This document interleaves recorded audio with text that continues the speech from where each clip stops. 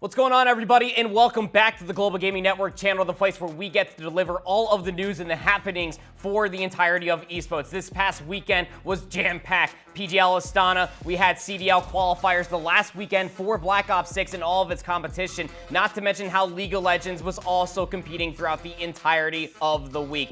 This is Today in Esports, where we get the pleasure to break down everything that happened without the entirety of the weekend holding us back any longer. My name is Andy. Join with me is Chris. You're back again, man. How was your weekend? It was great. As you said, there's a lot going on. League of Legends, PGL Astana, everything was going on, and we have a lot to cover. We sure do, yeah. Mixing things up, of course, we hit the deck shuffle. We're going to be starting off with Valorant, VCT, Valorant Champions Tour America. It was kicking off throughout the entirety of the week, but even more so than that, we have a lot to talk about on the future for Valorant Champion Tours. Even more for Valorant, EWC is upon us, and if you are a top 2 team from your regional qualifiers going in towards Masters Toronto, well, congratulations, you already qualified for the Esports World Cup. However, you do have regionalized qualification matchups that are happening throughout the entirety of this week, going in towards next weekend. That was all happening from the last week. It's a lot of different phases action, but trust me, there's a lot of Valorant action throughout the entirety of the week. But we had throughout all of this weekend, lots of different Valorant action to compete in, and we have it spread out throughout the entirety of this show. Starting off with those qualifiers, Carbine Corp, they did beat Foot 2-1, and then the Americas, 100 Thieves, they did best Cloud9 to make it towards the second phase. But for EMEA, on the other hand, they finally completed their regional brackets as well, so they have secured their top 3 contestants for Masters Toronto. That would be Team Liquid. They got the best of BBL Esports. That happened on this past Friday. The matchup before that, well, it was the winners finals. Team Heretics, they did end up losing to Fnatic 2-0. But this matchup, this is where all of the marbles were on the line. BBL Esports taking on against Team Liquid, and a winner goes to Masters Toronto and guaranteeing that your stage is not done quite yet.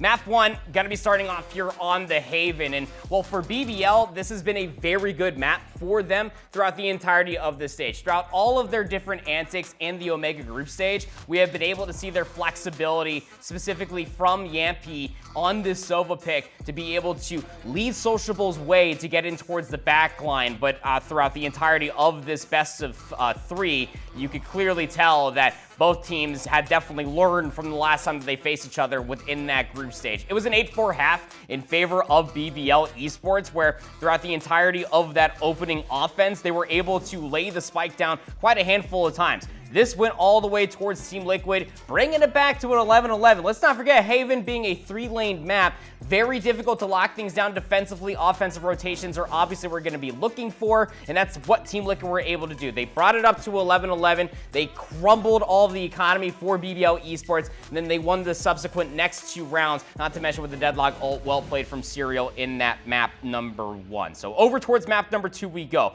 for Split. This was Team Liquid's pick, funnily enough, so you really felt like that maybe TL could probably take this into BBL Esports. Had a different story to write potentially as far as their Friday and weekend is concerned, as they came out of the gates absolutely swinging. When it comes down to Split, there's no other way to put this. Take my candor for what it is. It is a defensive-sided map, very difficult to try to execute, especially when you do have these agents being picked for BBL Esports. Sociable on the Sage was probably the biggest difference maker going over towards the offensive split, in my opinion. We've seen some other Americas teams, specifically for 100 Thieves, they love the Sage comp, and it does offer you a certain amount of gimmicks to be able to get over towards the site and maybe a couple of different executes. But for me, it was all the gunny. Sociable went 19-11 in this map number 2, where they absolutely annihilated Team Liquid. It wasn't even close until the side swap. That's where we got to see the 5 rounds in sequence of one another for TL, but it was just an insurmountable lead. 2 rounds are all that was required. Here are the final few moments. Sociable will get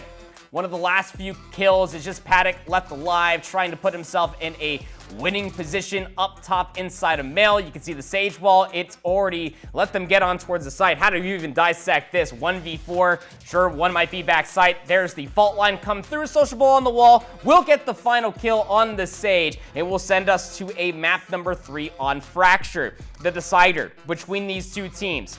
Surely something had to give. And as far as the composition picks are concerned, you did have Camo playing on at least the Neon, you do see that a lot when it comes down to Fracture, but for Loon was on the Jet, and that's kind of a square-up pick if you ask me, because you do need to find impact on your duelist when it comes down to Fracture. Brute forcing your way in towards the sites, that's why we are seeing Neon picked on Fracture, and although Camo only went 13-4, the impact on those offensive rounds for TL were certainly felt. Did I mention that they actually started on that side? And while it was a fantastic start for them, every single execute happened so quickly, and it always felt like that TL had the numbers there. BBL sociable had to clutch things up on the Teo to be able to at least make things interesting in a handful of the rounds, but still a 9-3 half. TL over towards the defensive side. They lost the opening 5 until they finally got their econ online, but with the composition with Nats playing on the Vice, you felt like only a certain amount of time will be rolling until the clock strikes high, and at high noon, we will end up seeing Team Liquid getting that 13th round, sociable last to die, and a big pop-off moment coming through for TL as they had secured that third and final ticket from the EMEA region to join both Heretics as well as Fnatic as the third team going towards Masters Toronto. But we had more matchups throughout the entirety of the weekend on that Saturday.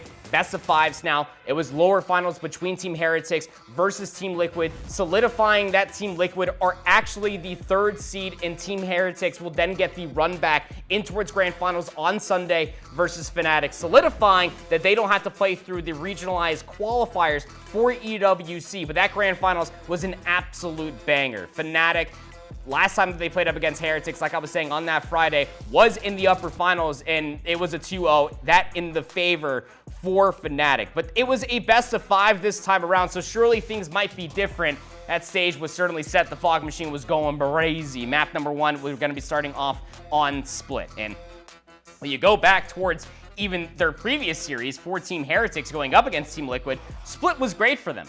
Not versus Fnatic. This was their map pick. It was map 1, and I gotta say, for Crashies on the Fade, probably one of the biggest impacts for their team, and Rien's, as good as a gunny as he does have for Team Heretics, it just was not as much as the impact you want from the Initiator to set up your duelist constantly for success. And 28-5 out of Kajik for a 13-4 map 1 victory certainly could set the tone. I mean, Team Heretics, they didn't even win a single round. I want to say what it took them about all the way until about round 10. And there's the final few moments for the pistol going Fnatic's way. Even on the defensive side, they were getting the job done. Remember what I said about Split being a very defensive-sided map. I think teams, when they do face against Fnatic at Masters Toronto, might have to think twice about challenging them on Split if things stay the same. They are not playing Taeho here, and throughout all the nerfs that we will see at Masters Toronto probably won't be played there either. So it's a 1-0 lead now for Fnatic, much like how we had in the upper finals, going over towards the Icebox after last elimination finally came through. And Heretics, they'll get their map pick up on the Icebox. It has been a very good map for them throughout the entirety of the stage, so surely they might be able to tie up the series and at least guarantee the Lotus map number 4. Fnatic, they started off on the defensive side and won it outright. Here's the opening pistol as far as a retake is concerned. You got the wall blocking you off, ally being defused. You don't even have the numbers to try to do it, and the defuse will finally come through from the get-go. On Chronicle was the biggest difference. Woot was playing on the opposite side, but when it comes down to compositional differences, it again comes down to the Sage. It's just mostly off of having that wall orb and just being quite annoying for it. Not one-dimensional, not immediately peeking for it. Don't leave your boy hanging. Make sure you dap him up for a job well done. And, well, for a 10-2 half, I would say Fnatic, it was a great job done because you go over towards the opposite side for the offensive half, which again is the tougher of the two halves to have for themselves. And you felt like Fnatic, it was only a matter of time for them to finally seal the deal and go up 2-0 in this series. Getting the spike planted in the last few moments of time. Team Heretics had the numbers though, wanting to play the retake. That's how you do counter against the Sage, and wonderfully done for Team Heretics, but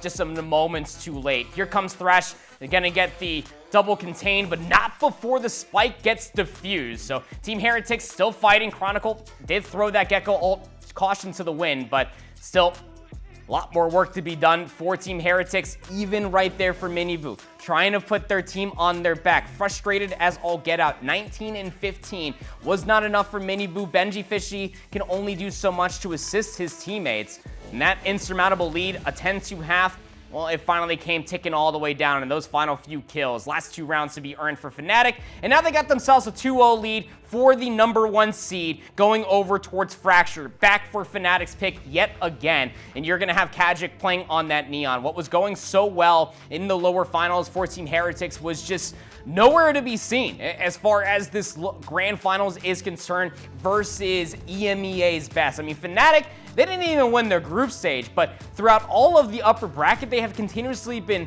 showcasing all of their flexibility, all of their newer comps, knowing that the Teo nerf was going to be coming through. Didn't need that here on the Fracture. Of course, Crashies on the Teo was putting on a masterclass, and the only players that did go negative for all of Fnatic throughout this last map was Chronicle, Crashies, and Boaster, but you're fine with that if Kajic is going 28-17, and Alpha A on that Cypher is able to lock down the site more often than not for a 17-18 Cypher. Wonderfully done there. It went all the way to overtime, but it was only 2 rounds required. Fnatic able to win both on defense and offense. Chronicle in a 1v2 here at the end.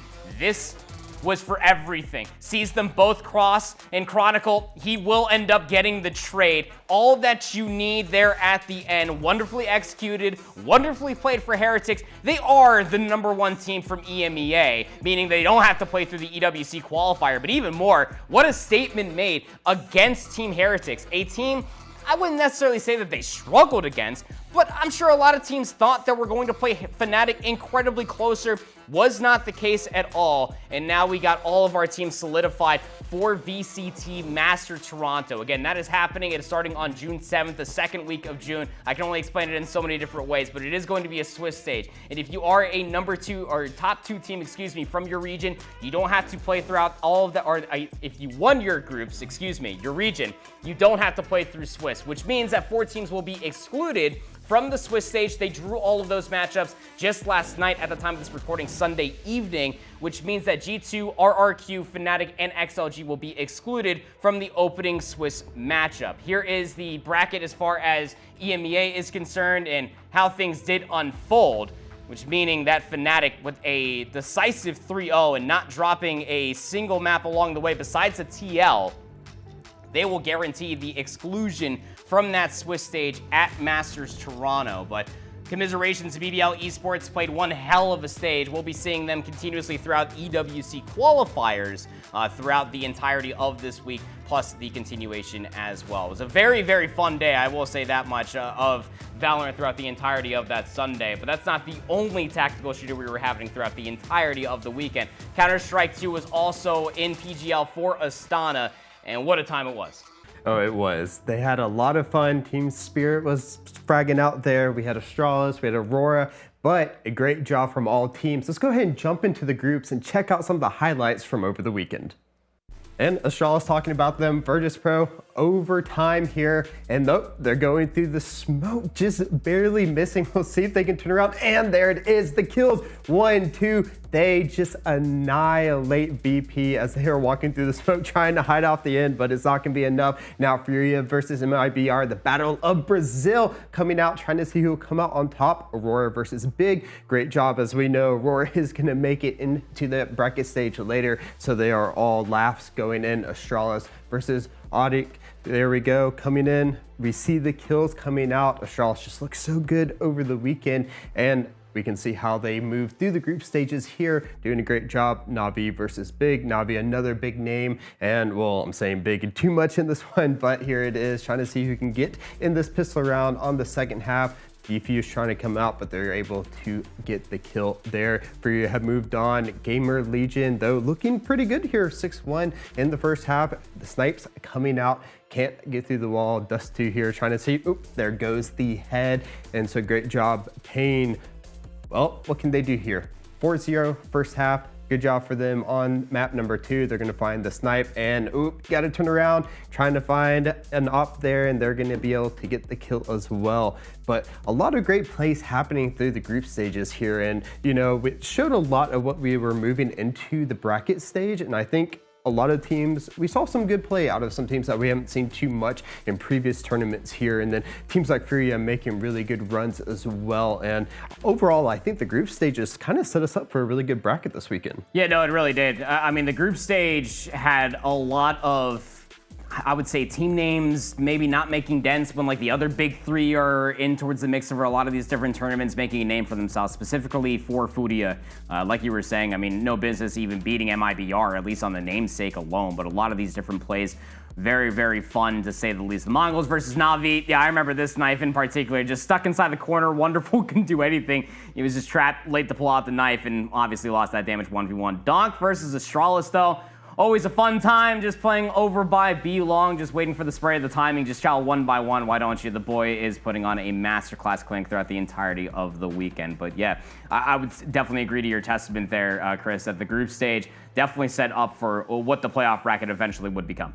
Yeah, and especially not seeing teams such as Vitality in here, where you're able to see some other teams kind of shine and see how they're playing out without having teams, you know, Mals as well, not in there, Falcons all missing. So the group stage is concluded, and it led us to this playoff bracket here. We had Mongols versus Aurora, Astralis versus Na'Vi, Furia versus MIBR, and Ninjas in Pajama versus Team Spirit. And, well, that played out, and we got to our semifinals. Furia would end up facing Spirit, with Spirit moving on. But Aurora versus Astralis gave us some pretty good maps. It went all three. So let's go ahead and jump in and take a look at those.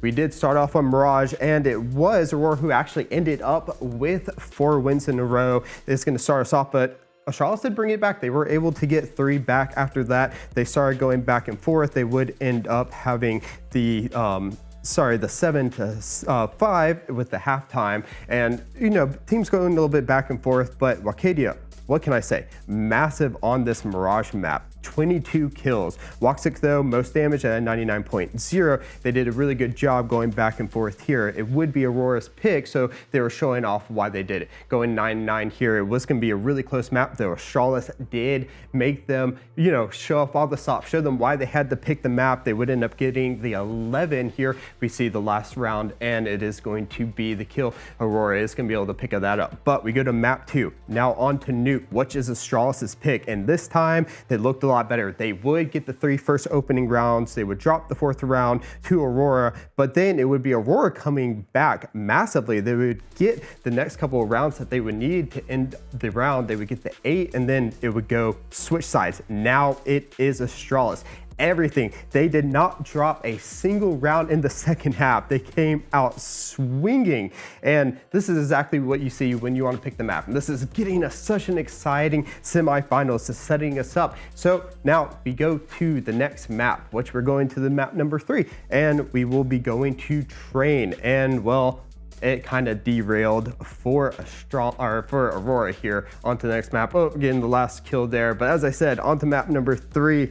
And as I said, unfortunately, Aurora just derailed on Train. It was all Astralis there. They would pick up the first 4 rounds. Aurora finally getting back the 1 on round number 5, but they just couldn't find any momentum. The Train was not rolling for them in this one, and Astralis just really showing up to this tournament and, you know, kind of putting, you know, a statement on their name. You know, the big 3 not here, but they want to show up. They want to show that they deserve to be in one of these top mentionings for the teams, and they would come out for it. Device, 20 kills the most and had the most damage at 127.7, as well as most assists. What a great job by them. They would just come out swinging. This is actually what you want to expect. They'd have the 13 plus KD going into the map, and as I said, unfortunately, Aurora, they just really couldn't find any momentum. They got a few rounds here or there, but once they get this 3rd one, it is just not enough. Halftime, 9-3, and then it would be all Astralis afterwards. All they needed were 4 rounds. They would pick up the 4 rounds. Their gun play was incredible here, just covering all the exits, not missing anything.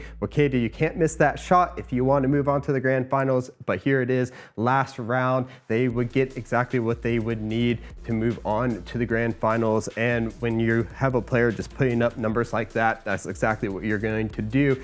And there it is. They're excited. Why wouldn't they be? And as I said, they would be going to face Team Spirit, and that's what you need. You need a lot of momentum. Train was so impressive. Tell me, how prepared were you for Train with Hooksy?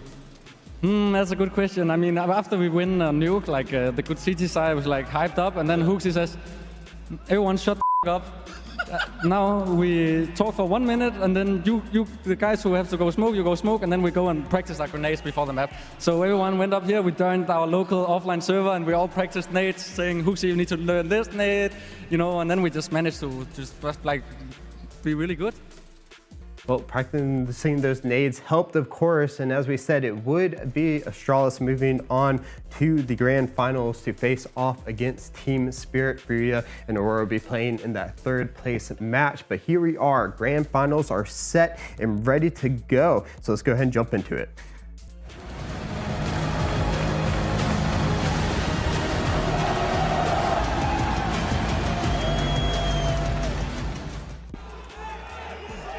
Our respect is shown. Hooksy, Grand Finals, not much time to prepare. People doubted what this Astralis could do, but you've made it work. How? I don't think I can take all the credit. I think that we all did a good job spending the time correctly, and yeah, I'm just happy that all the hard work paid off.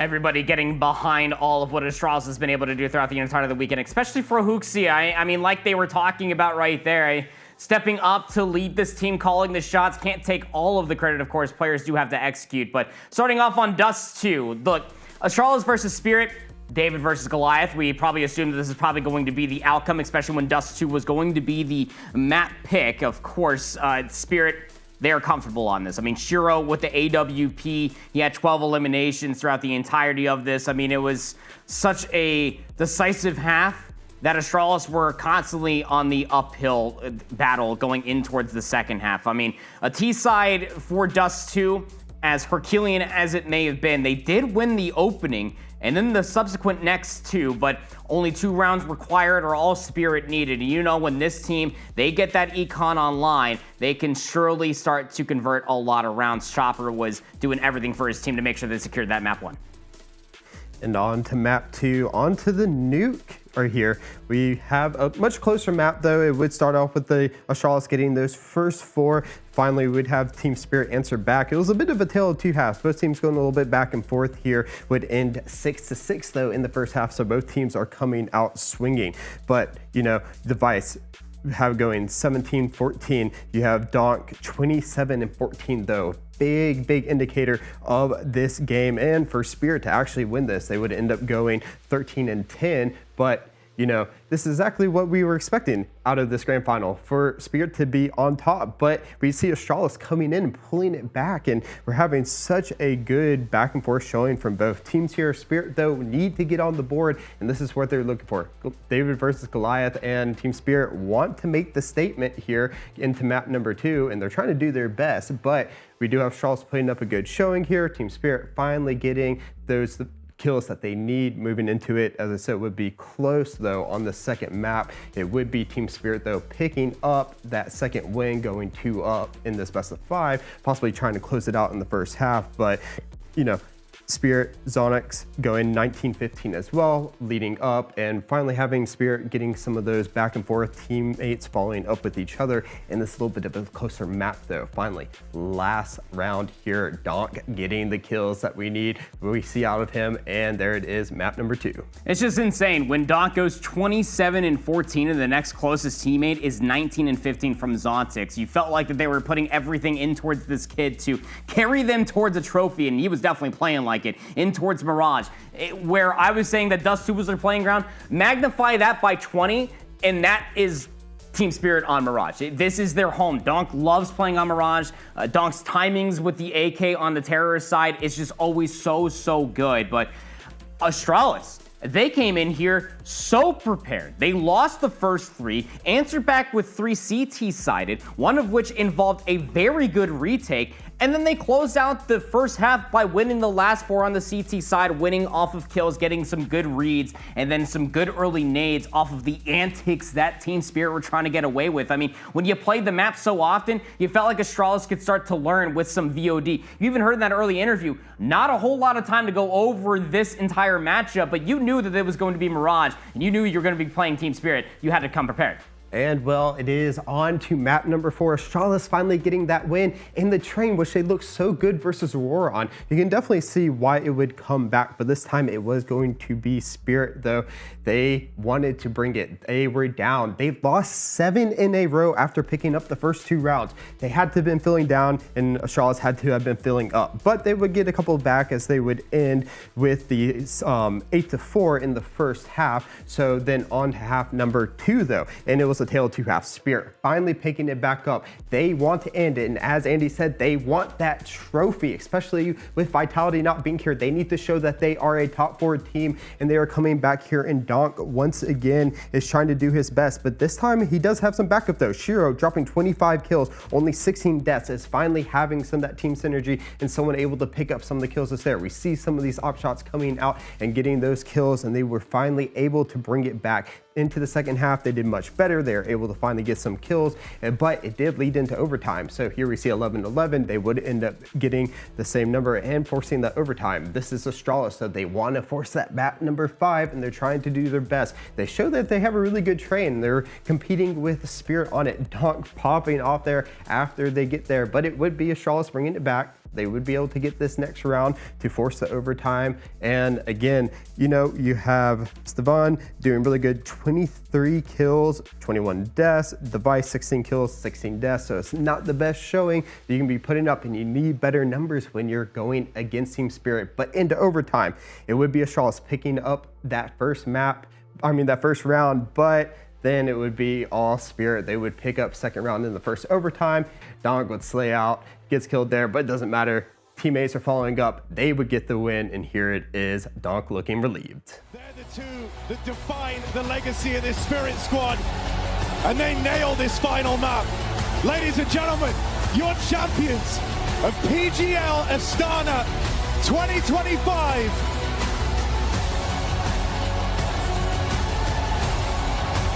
It's Team Spirit!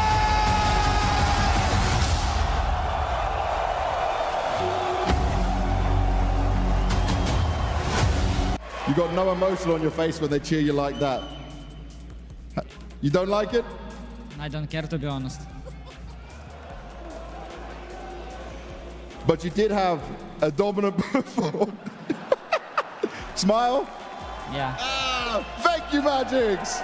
Kind of tough to be the villain of the scene when you don't even know which side of the trophy you're supposed to be standing on. But big congratulations to Team Spirit. They bested Team Astralis, all losing Mirage. A lot of question marks about that one, but getting it done on Train 3-1. Aurora did beat Furia 2-1 in that third place matchup, but still, lots of Counter-Strike questions. Again, the big 3 were not here. Vitality, Mouse, and of course Falcons were not in attendance for this tournament. So maybe that's probably why Donk, he understands it is business as usual. There's so much to get done as we have so much more Counter-Strike unfolding as months to come. But if you want to aim like Donk and carry your team to success in your premier matches, make sure that you are practicing on Aim Labs. Aim Labs is the #1 aim guider on the planet, and you want to make sure that your aim gets better. This is the place to do it.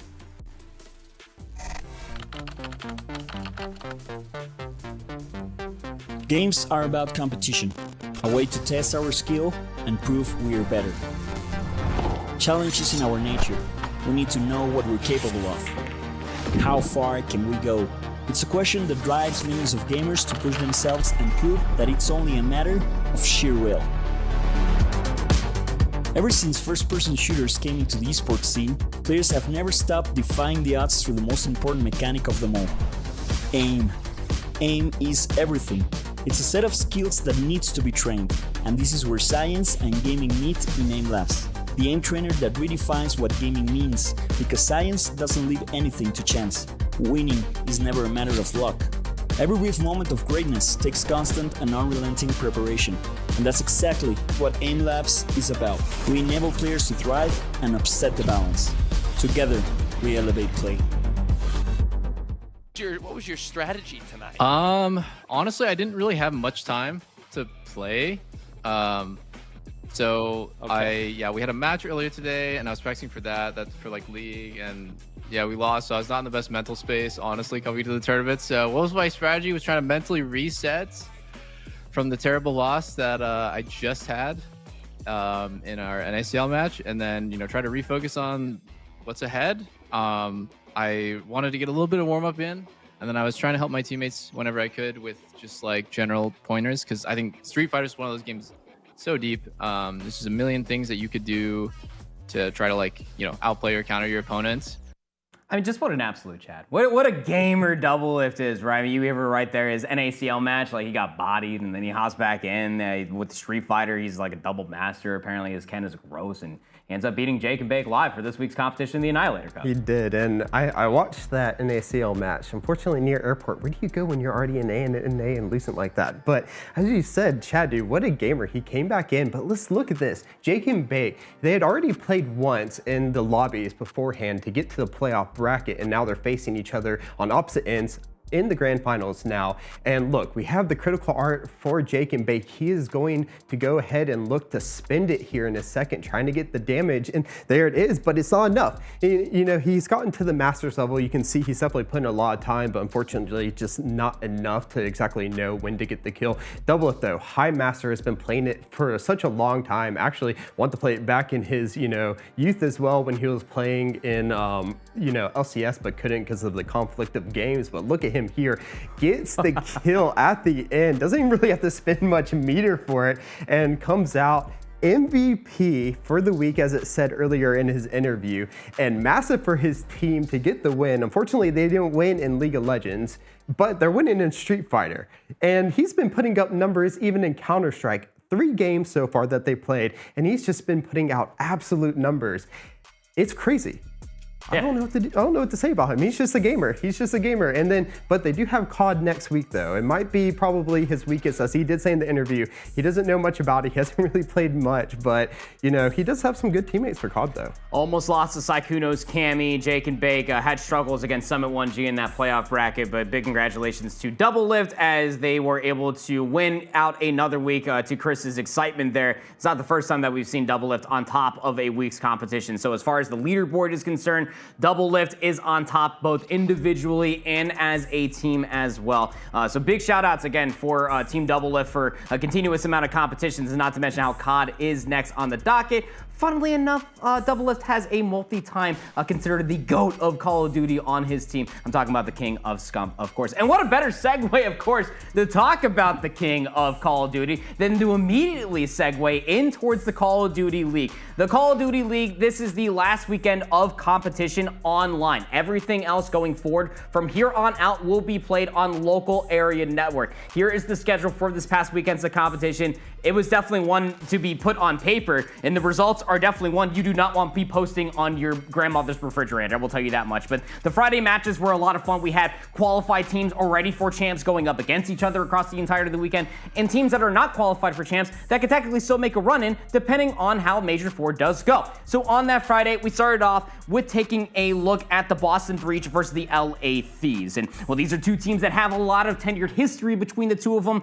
Funnily enough, the last time the Boston Breach did face the LA Thieves, they did beat them on LAN, and it wasn't exactly a pretty sighting. I don't think that LA Thieves took too kindly to that, especially for Envoy on red card, 6 spree down low on the stage. Very difficult to try to stay alive in a situation like that, but it mostly comes down to your teammates being able to work this upper plat area, last few seconds required, and nobody from Boston are going to be able to contest Envoy on that 7 spree. Gets the Hellstorm missile, nobody can contest. We're going into the map 2 with a 1-0 lead for the LA Thieves after winning that map number 1. Map number 2, well, it was on Hacienda for Search and Destroy, and for LA Thieves, Search and Destroy Control has always been a brighter spot for their game modes. They've been working on the hard points more often than not, losing those hard points versus the Vancouver Surge in Minor 2 tournament, but good timing for Envoy.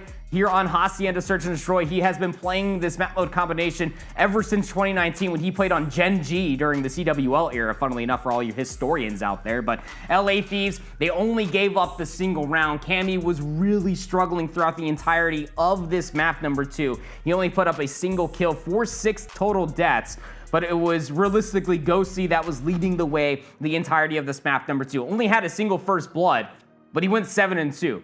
Almost had 1,000 damage as well, leading the entire lobby here in this 6-1 win. And Well, if you're new to the Call of Duty League, the LA Thieves, they're the #1 control team of the game. They have the highest differential within the game mode, and they have the least control maps lost throughout the entirety of the season. We've been doing this ever since the 1st of December. So if you go up 2-0 and your name is LA Thieves, the chances of you winning this series 3-0 is astronomically higher, and that's exactly what went down here on the Vol Control. This is one of the stronger ones. I know, take for what that may be for LA Thieves, but Boston just were nowhere to be found. Awakening Cammy had an absolute stinker of a series. Envoy was in his bag throughout the entirety of this. Scrap put on a Herculean performance, just shy of 6k damage throughout the entirety of this search and destroy, and LA Thieves are going to be able to get the better of Boston Breach. That should secure them winners bracket, but more questions, especially for Boston Breach. Let's not forget, back in Major 3, they were the #2 seed. They currently reside 7th seed overall for overall standings for CDL. They should be guaranteed to make champs, but it is not a very good look whatsoever. Going over towards the Saturday matchup as well,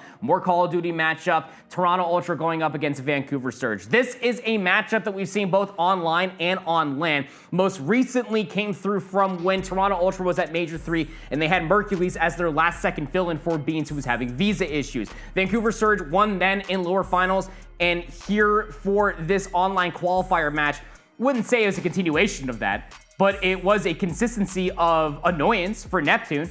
Don't adjust your screen there. That is a 40 bomb out of young Travis McLeod. 41 and 28 now for Neptune. He dropped 42 total kills in this map 1 win, and realistically, they had about a 110-point lead, did Vancouver Surge, so really typical performance for Toronto Ultra all the way from P4, the second go of things, all the way towards the end of the map to make it as close as it was. Gotta be sweating in your willies if you are Vancouver Surge that you almost lost that map #1. Going into towards map #2 was Rewind, Search, and Destroy, which was another very close affair between these two teams.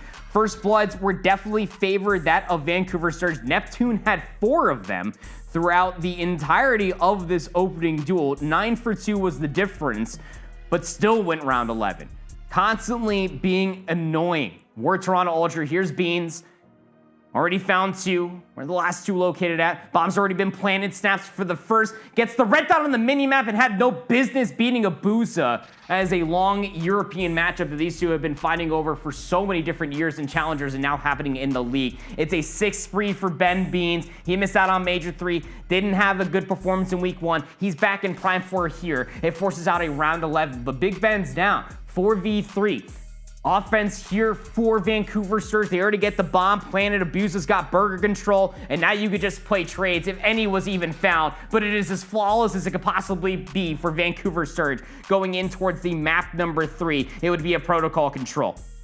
And for Vancouver, protocol control is their best out of the 3. You really have to wonder for Toronto Ultra, maybe they should have used this as an opportunity to maybe try to work on another map, but it may not matter. Nasty on control throughout the entirety of this year has just been a real issue. I mean, they got outslayed by almost 20 kills to Toronto Ultra throughout the entirety of this 4-round escapade for a map #3 is what we would call it, but double positive here for Mr. Byron Plumberidge. Nasty, playing head glitches galore, watching all these crosses, and just allowing Neptune and 0-4 just to run around constantly. I mean, right there, just going in towards the final few moments, Neptune's getting closer towards double positive. You could coin it as Nasty may have slowed down, but the ARs had a combined 44 kills for these last few moments. 0-4 finds 2. Nasty there for the last. So last segment only has 1 player being worked on. Here comes the final stack. You got to walk through a barrage of bullets, and, well, it's just not going to be the case at all. So another Vancouver Surge. They got themselves a 2-1 lead going in towards this Hacienda Hardpoint map #4, and this is where it all unfortunately came to an end. Hardpoint has constantly been a limelight for Vancouver Surge and their success. It's the map mode combinations that they constantly take off the LA Thieves whenever they face off against them, and many other different very good teams in the top 5 for CDL rankings, and Hacienda is definitely up there as well. Plays really into Neptune's strength on Black Ops 6, being a lurking SMG. 14 and 8 here. Abusa also getting constantly activated. Last few bullets and team shots. It's everything that just makes Vancouver Surge so deadly, and even going up against Toronto Ultra, which is another top 5 team in the game, making them look silly here on this map #4. 250 to 116 was the final scoreline. Neptune, undoubtedly the player of the game, went 176 across the entirety of the series, and that means that for Vancouver Surge, they should definitely be securing winners bracket. Not like anybody was suggesting otherwise, but they're constantly making an argument for consistency on being a top 3 team at worst in Black Ops 6. Will they reach another Silver Surfer candidate as far as this upcoming major is concerned? Let me know in the comments down below. But going over towards Sunday, we got one more match to break down for you all, and that will end up being the Green Wall going up against the Toronto Ultra. You knew we had to break this one down. Come on. Last second substitute Mercules gets picked up by the Green Wall, and now he's playing up against a team that he assisted to get top 3. It's sticking to my veins. I was seated for this entirely. It was a lot of fun. Map number 1 was Vault. And honestly speaking, for Toronto's pick, could have fooled me. Optic Texas looked very, very good on this, though. When you are breaking things down statistically for Optic Texas, everything gets thrown out the window because Mercules is a wrench into the system that nobody was expecting. But Joe Deceives, he was not playing nice. 7 spree on his second life. Give him 8th. Might as well. Spawn secured for P2, and they started rolling that in towards the P3, but that's where Optic Texas started to come to life. Mercules, slow start, but it was Shotzi and Hook that was leading the charge for Optic Texas. It is very difficult to find as much success as Hook and Shotzi did on SMGs, on Vault, but when they are in the flow state, and Hook's on a 7 spree, and he's shooting like that, yeah, pretty easy to be able to make a comeback going in towards the second set. Just about a dead even game that would continue all the way in towards the final few moments. So much contested time meant that things were going down towards the game clock of all things. And while Optic Texas were sitting there constantly fighting, Toronto Ultra had to stay inside the time.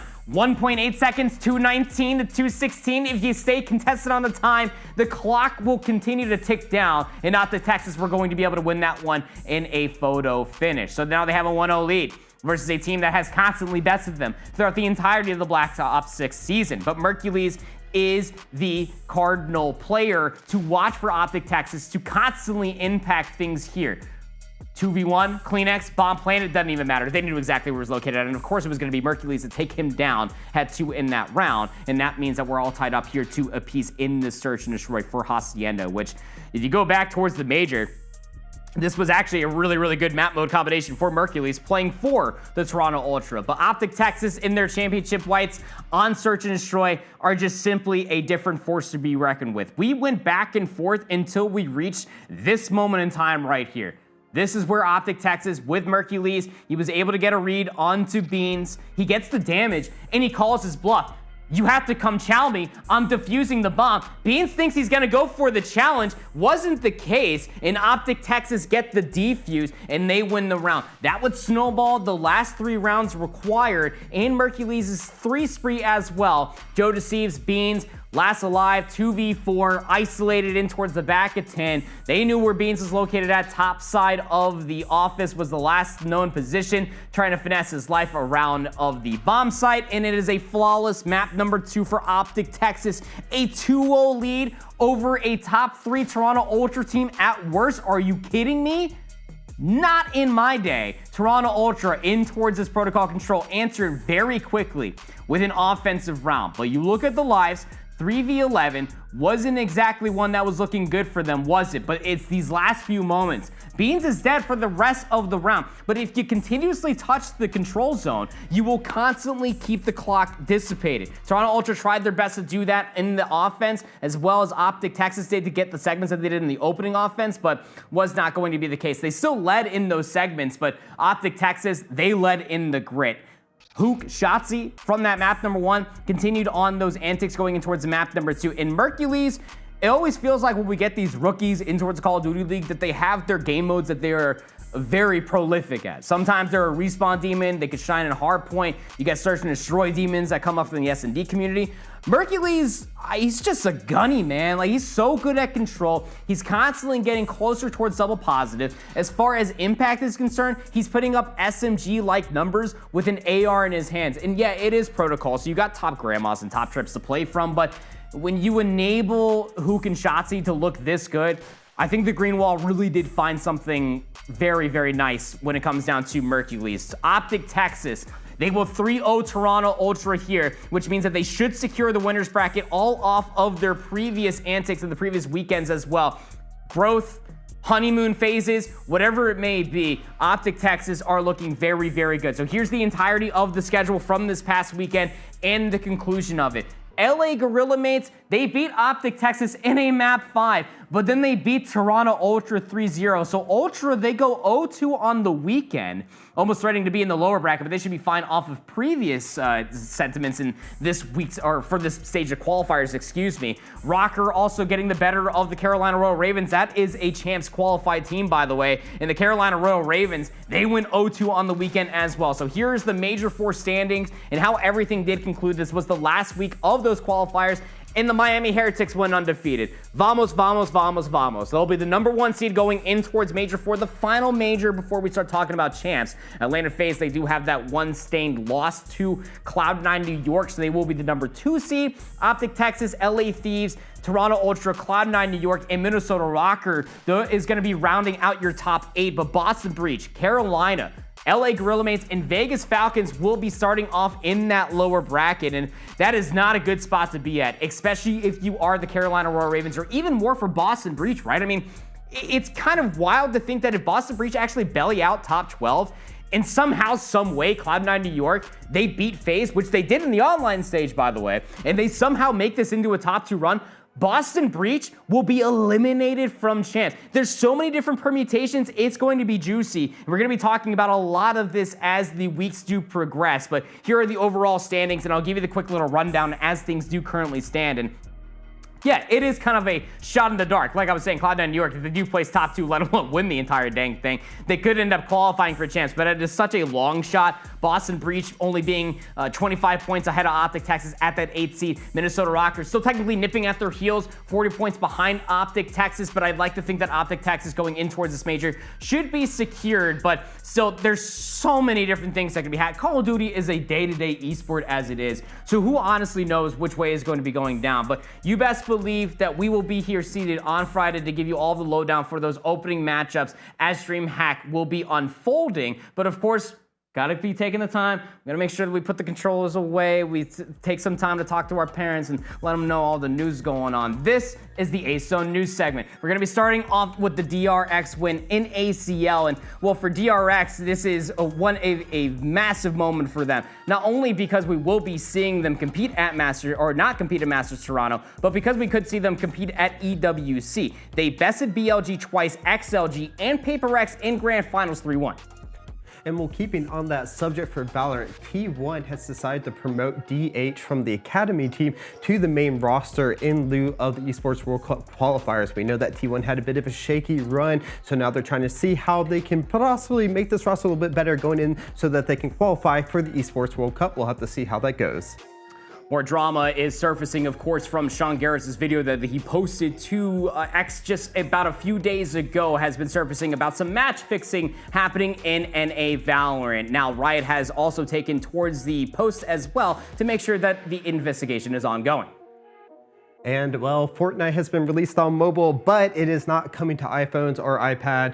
Apple and Epic do have an ongoing feud stemming back from 2020, and it's ongoing. Unfortunately, those with Apple devices right now are going to be caught in the middle, as right now Epic has not allowed it, or Apple, sorry, has not allowed the Epic games on their devices right now. So unfortunately, if you have one, you'll have to wait a little bit longer to see if it can be resolved. If not, you can always keep playing on your PC. In other news, Doom: The Dark Ages did release this past week as well, and it's been taking Steam by storm, though the creator Marty had come out and said that he is very, very happy with the decision that all of the purchases is the entirety of the game. It's very difficult, does Marty say, to at least kind of bat an eye to the younger generation to get them in towards a lot of these games that are just the one-off purchase for 20 hours worth of gameplay. Paxis has highlighted a trend called deprofessionalization. It has seen a little bit more at the event that they were focusing on some more of the smaller studios instead of some of the larger scale ones. So we'll have to see how that kind of plays out in the end, as we've seen a lot of the smaller studios have a lot more success, and events such as these focusing on them. So we'll have to see how that plays out for the industry as time goes forward.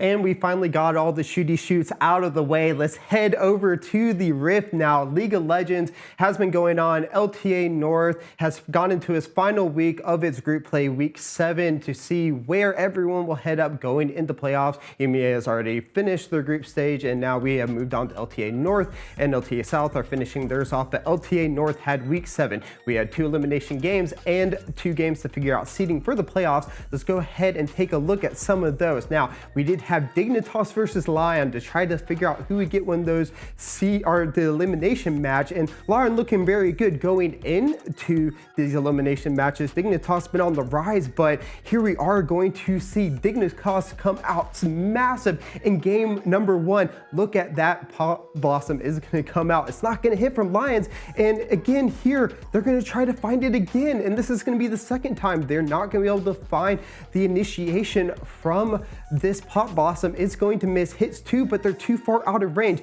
Then it is going to be Dignitas turning this fight, getting these massive kills onto Lyon, and Dignitas putting a statement, finally getting the lead in this game, getting the gold lead. They're going to translate it into ending the game as well, and this is massive. Everyone saw Lyon on the rise, but Dignitas coming out of the left field kind of for some to pick up game number 1. But it is a best of 3, and it is fearless, so we are going to move into game number 2. And here, Lyon, we see the curtain call coming out, and it is going to be Henna doing a good job opening up the damage for the team. Then the rest of the team is finally able to move on here. We see what has made Lyon so good. These team fights around objectives has helped them out a lot, and they are finally able to find success off of them. Again, curtain call again, Henna hitting all these shots for coming out, massive damage onto the Pantheon. They're able to get the kill, and as you can see, they are able to pick up that Elder, or that Soul there, leading them to get the kills here, especially the Hex Soul doing so much damage with that Chain Lightning. They are able to bring their lead to 8K,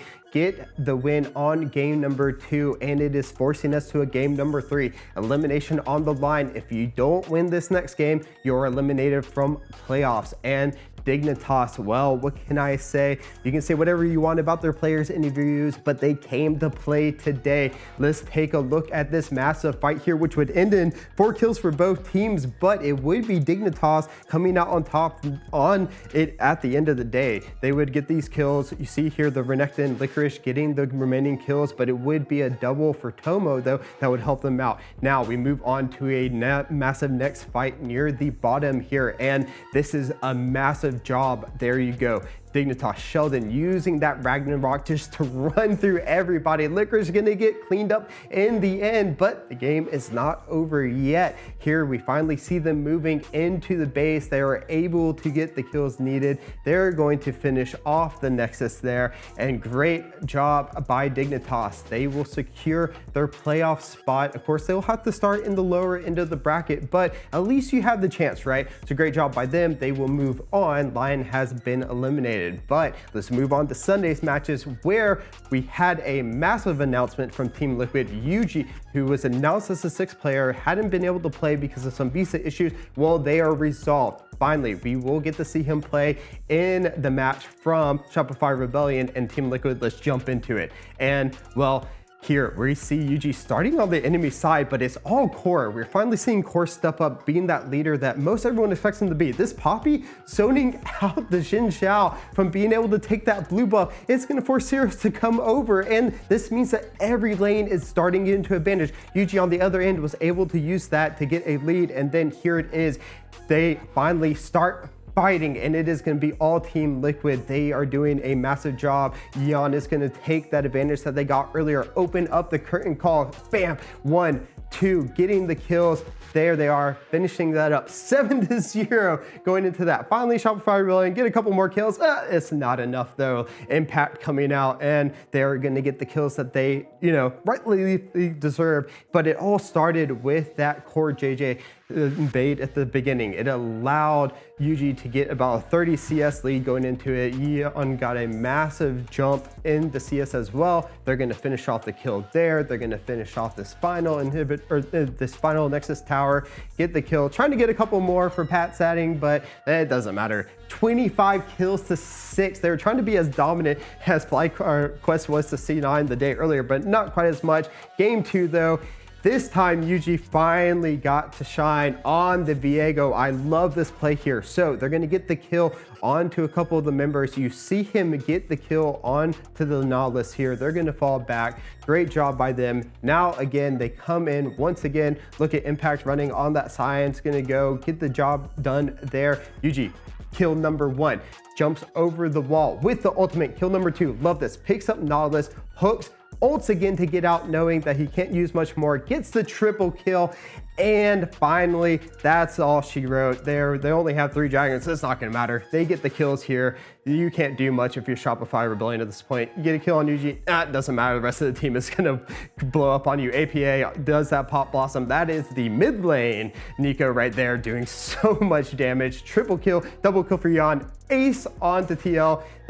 You try to come up, Syros is gonna fall once again. It's not gonna matter. Fudge can't do anything to defend the base, and it is going to be a quick 2-0 for Team Liquid, and they are showing a really dominant performance with the rookie UG coming out. He went up from challengers, made his way, got to play in the first match of their week 7, and now they will be going into playoffs with that 3rd seed. So great job for them. Now, we had a lot of fun talking about LTA North. Let's go ahead and take a look at the rest of the results from the weekend here. Let's go ahead and bring those up for you. As I said a little bit earlier, FlyQuest did end up beating C9, so they got that 1st place seed. So FlyQuest will be playing Shopify Rebellion, who end up getting 4th after their loss to Liquid. Then Natas and 100 Thieves will be starting in the lower bracket as well.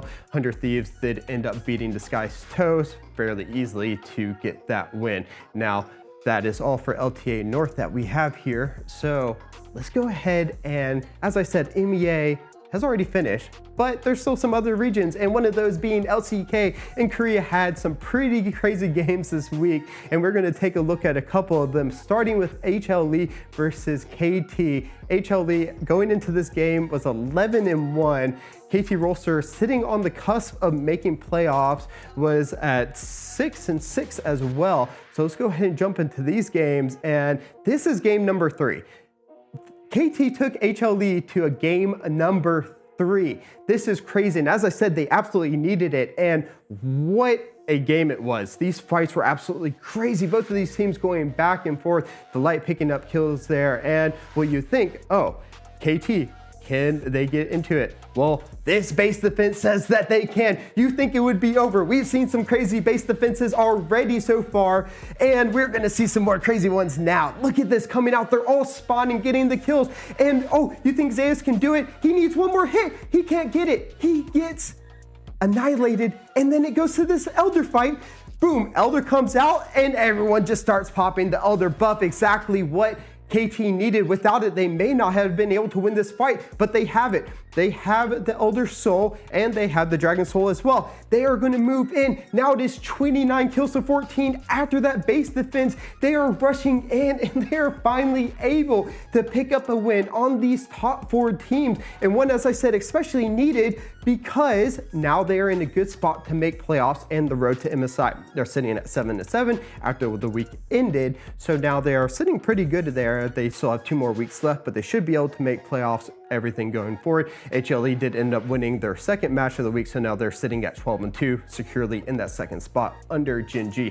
But how can we not talk about T1 if we are talking about the LCK? And well, they took us to an exciting game number 3 as well, where we end up seeing 3 champions that haven't been played in a couple of years. Now we end up having the Talon, we end up having the Shin and Zoe.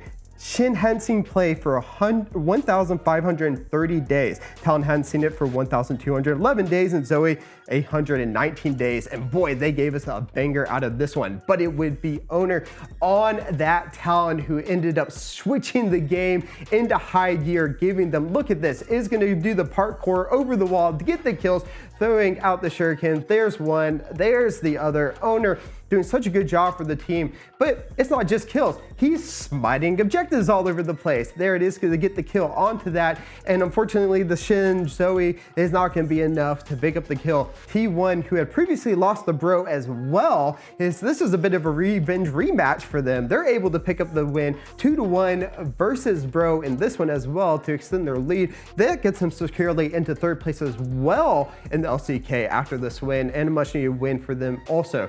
But Owner that Fearless draft is so much fun. We're starting to see Talon, we're starting to see Annie, we're starting to see Shin, everything across the board. I can't say how much I love Fearless right now, and then especially in the regions such as the LCK, LPL, they're really bringing out a lot of these picks. I wonder how it's going to translate to MSI. They still have a couple weeks left. As I said, LCK still has 2 weeks left. We're starting to see playoffs for LEC and LTA North and South as well. LPC and LPL still have a couple more weeks, so we'll cover a little bit those later, but League has been exciting. The Fakers is GOAT. I think when it comes to it's funny because like 819 days was the shortest amount of time in between like Talon jungle, Shen playing top. 819 days was the shortest amount of time that Zoe has been in the mid lane.